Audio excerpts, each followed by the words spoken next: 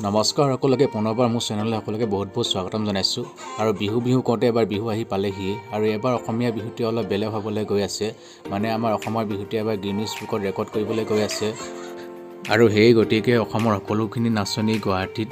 এখৰা চলত ব্যস্ত হৈ পৰিছে এইফালে দেখিবলৈ পাইছে সকলো নাচনি আহি গুৱাহাটীৰ সৰুজা ষ্টেডিয়ামত আহি উপস্থিত হৈছেহি আৰু বৰ্তমান মই কিছু দৃশ্য দেখাব বিচাৰিছোঁ এইফালে চাওক কিমান এটা সুন্দৰ পৰিৱেশ আৰু কিমানে মানুহৰ ভিৰ চাওক 11,000 নাচনি একেলগে নাচিব